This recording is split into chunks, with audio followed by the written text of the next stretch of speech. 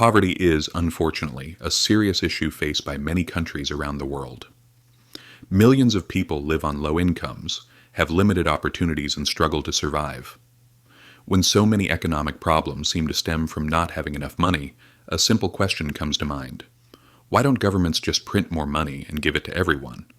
Everyone would be rich, everyone would be happy, right?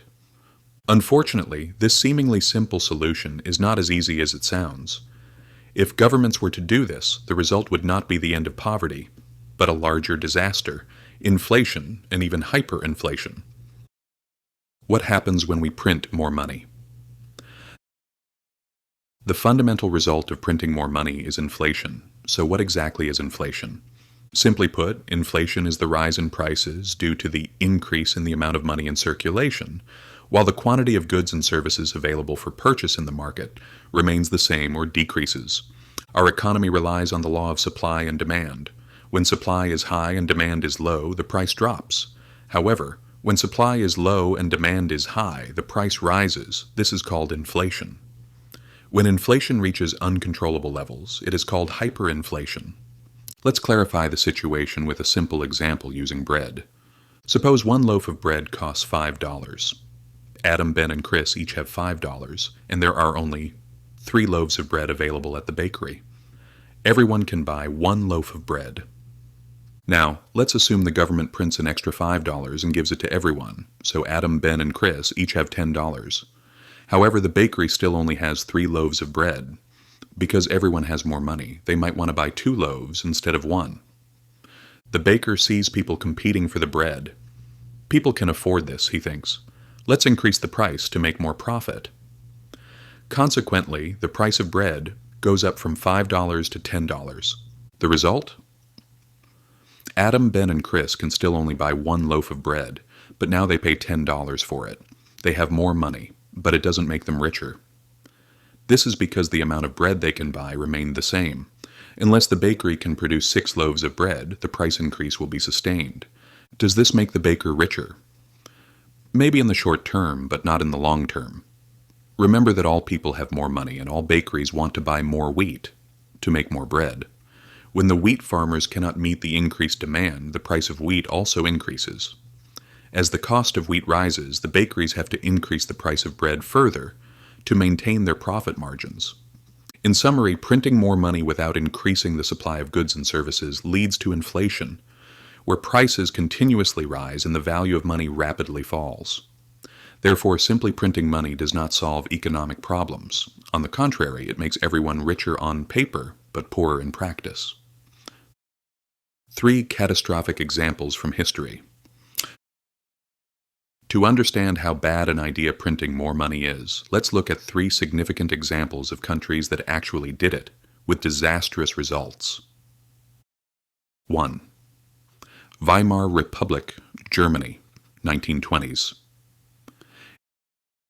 Established after the German Empire lost World War I, the Weimar Republic struggled with war reparations and ruined infrastructure. In a desperate attempt to pay off reparations and cover debts, the government resorted to recklessly printing money. This caused prices to skyrocket at an alarming rate. By November 1923, prices were doubling every few hours. People needed wheelbarrows full of cash just to buy basic necessities like a loaf of bread. For instance, a loaf of bread that cost 250 marks in January 1923 soared to 200 billion marks by November 1923. This hyperinflation destroyed savings, destabilized the economy, and contributed to the social unrest that paved the way for political movements that would reshape history. 2. Zimbabwe, 2007. After gaining independence in the 1980s, Zimbabwe, under the government of Robert Mugabe, faced massive economic mismanagement. The redistribution of white-owned farms led to a sharp drop in agricultural production and food shortages. The government, under the pretense of covering rising expenditures and boosting the economy, started printing money recklessly. By 2008, Zimbabwe's hyperinflation rate reached an unimaginable 89.7 sextillion% per year, 89.7 followed by 20 zeros. The Zimbabwean dollar became virtually worthless and people had to carry massive amounts of cash with them just to buy basic necessities. 3. Venezuela, 2016. Venezuela, which holds the world's largest oil reserves, became excessively dependent on oil. During the period of high oil prices before 2008, the government channeled the oil revenue into subsidies and social programs instead of developing its industry. However, socialist policies, which controlled much of the economy and did not allow private businesses to flourish, led to low tax revenues. The massive drop in oil prices after 2008 led to a severe decline in Venezuela's income and economic stability. The government, unwilling to anger the public by cutting subsidies, tried to cover the deficit by printing more money. This extreme money printing quickly turned into hyperinflation. The Venezuelan currency became so worthless that people started throwing it onto the streets because they couldn't buy anything with it.